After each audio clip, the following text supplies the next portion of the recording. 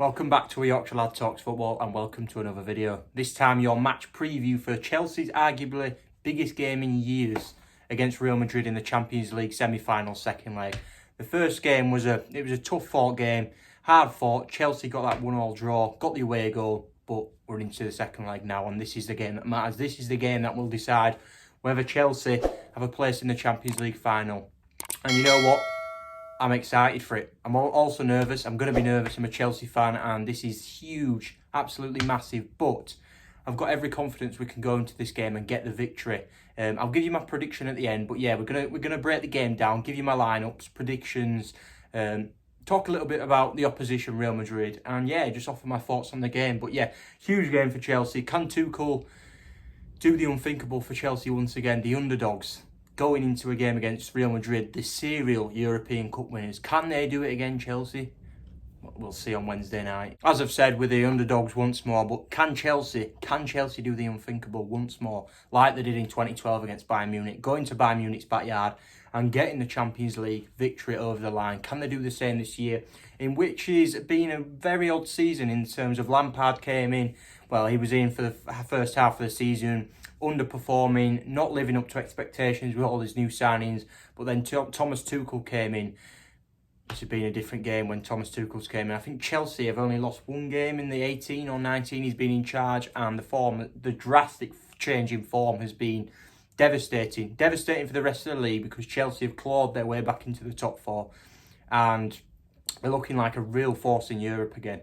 And it's all down to Thomas Tuchel. So yeah, let's break this game down and get on with my predictions for this match. First of all, I'm going to talk about Real Madrid quickly. Yes, they have not been as good as they should have been this season, but they can deliver in a competition like this. We saw in the first leg, even though we could have been about 3-4 up by half time, they still clawed their way back into it with Karim Benzema getting that equaliser. Fantastic player still. Yes, they are probably coming to the tether this side as a collection in what they can do. The likes of Modric, Kroos, Benzema, Ramos, Varane. They're all experienced players, but I think as a team, they do need something to uplift them in terms of a new signing, a new acquisition. Hazard was meant to be that player, but he's 30 years old now, and let's be honest, the injuries have hindered him massively, and he's not been able to live up to the expectations of what Real Madrid fans thought they'd get, and probably Chelsea fans. We wanted Hazard to succeed, of course, because he's a Chelsea legend, but he has gone there, underperformed, and the injuries have hindered that massively. But he is one man who can hurt us, and that's what I was going to go on to. Eden Hazard could be back starting for Real Madrid, coming back to Stamford Bridge. It's a great headline. It's a brilliant headline, but we don't want the headline to be Eden Hazard wins Real Madrid the game and knocks Chelsea out the Champions League semi-final. That would be horrific. Seeing him in a Madrid shirt is weird enough, but to see him knock us out and perform at Stamford Bridge and possibly get a winner or something like that, or play a key role in doing something to hurt Chelsea, it would be devastating to see. But yeah, Hazard could be back in this game. I hope he doesn't do well, but at the same time, he's a big game player. You can't take anything away from him, to be honest, and he's got every chance of turning up in this game and hurting Chelsea, really. But apart from that, I think Ramos is back. Ramos is back for Real Madrid. He'll be a great boost for them, offering them a lot of experience when they need it in this semi-final second leg, to help them get that away goal. Just he's class, isn't he? He's still world class. And Ferland Mendy's back as well. Ferland Mendy, the left wing back. Marcelo came in for the first leg, but he looks past it. He looks way past it. Pulisic ran rings round him. He dominated Marcelo from minute one. There was talks about him coming into the game, that first leg, Marcelo, and the commentators were talking about him being overweight. I've never seen this with Marcelo. He's an athlete. He always has been an athlete, and it was quite a surprise to hear that. But yeah, I'd certainly feel Marcelo coming out the side and Mendy coming in could be a huge benefit for Madrid, because bloody hell, Marcelo looks past it. Pulisic tore him to shreds in that first leg. And Chelsea were unlucky to not be about 3-4 up in the first half, and it was a lot to do with that right-hand side with Pulisic coming up against Marcelo. But Mendy is back. One player is out though. I think Carvajal's out, definitely. And this is an even bigger boost. I talked in the live stream of how I didn't rate Varane that much when he's not with Ramos, but Ramos is back, and Varane and Ramos as a pair are great. And Varane's 100% out. He's out of the game. So we have Mendy and Ramos back, but Carvajal and Raphael Varane out of this game, which could be huge for Chelsea. Creates a bit more instability in that side once more from the first leg. But yeah, I think Chelsea can take advantage of this. And let's be honest, I think we can take advantage of this side anyway. I'm going to go into my Chelsea side in a second and give you the side that I feel might outperform Real Madrid, as I should say. But yeah, I've got faith in my side. I've got every right to have faith in my side because we've been fantastic since Tuchel came in. But yeah, let's go on to Chelsea's predicted lineup. I've talked a bit about Madrid, their fitness issues, what they could offer in the game. Well, we know what they're going to offer in the game. If they go with that 5 at the back again, I think Chelsea could really hurt them because they didn't look comfortable in that setup. But with Ramos back and Mendy back, I think they can go back to that back 4 that they usually apply. I think they were trying to match us last leg. We play 5 at the back, and I think they were trying to do something similar, but it didn't work because they're clearly not suited to it. And players like Nacho Fernandez coming in, Eder Militao, they're fringe players for Real Madrid, and it looked a bit unstable at the back for them. That's why Chelsea were able to hurt them so much, I reckon. But I've got a feeling we can do it again. But I've got a feeling also Real Madrid might go to that back 4 once more. So let's go to Chelsea's lineup for the game. My predicted lineup, or I should say the lineup that I'd like Chelsea to put out. And obviously in net we're going to go with Edu Mendy, the big beast. Been brilliant since he came in. No else to say about him. 5 at the back again. I'm going to go right wing back. It might come as a bit of a surprise, but he performed there in the first leg, and he's got that extreme experience for a late on stage in the tournament like this for a semi-final. We need his experience, and that is right wing back Azpilicueta. Yes, he's not the most attacking player. I think Reece James is better at doing the attacking wing back role, as is Callum Hudson-Odoi. But Azpilicueta's experience and defensive nous can help us in this game drastically.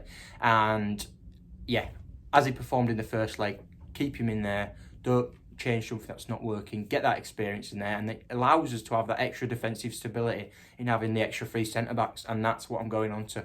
Right centre-back, Andreas Christensen. Middle centre-half, Thiago Silva. And if Rudiger's fit, he was injured at the weekend against Fulham. He was injured in that game, but if he's back, he's meant to be back. Rudiger has to start. We need that pace to counterbalance the likes of Benzema, Vinicius, Eden Hazard, the main man. So yeah, Rudiger if he's fit, but if not, we'll have to stick Zuma in there. And that leads nicely on to left wing back, and I'm going with Ben Chilwell. Mr. Chilwell himself, been fantastic recently. In recent weeks for Chelsea, he's been phenomenal. Last 5 weeks, I'd say. He got back into that England side over Luke Shaw. And since then, he's come on leaps and bounds. He's been fantastic. 2 centre mids, I'm going to go with N'Golo Kante and Jorginho. Jorginho's been fantastic, as Kante has. And Kante, that first game against Real Madrid, he was fantastic, weren't he? Absolutely phenomenal. He was back to Kante's best. He's been back to his best since Tuchel came in. But he just proved that he's still world-class in that game against Madrid. He was all over the shop. And Kovacic is meant to actually be back for this game, so it would be a tough choice if he was fully fit between Jorginho and Kovacic, I'd say. But Kovacic, because he's been out, I'd give Jorginho the nod. But yeah, let's go on to the front 3 now. And I'm going to go with right wing, inverted forward, right forward. I'm going with Christian Pulisic again.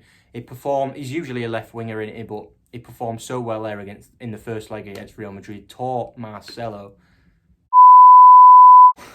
But yeah, I shouldn't say that. But yes, he did. Pulisic was fantastic in that first leg on the right-hand side.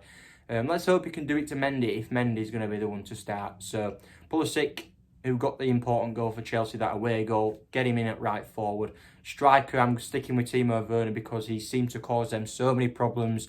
Yes, he might not be bang on form in terms of finishing his chances, but he caused his team so many problems with his running in behind.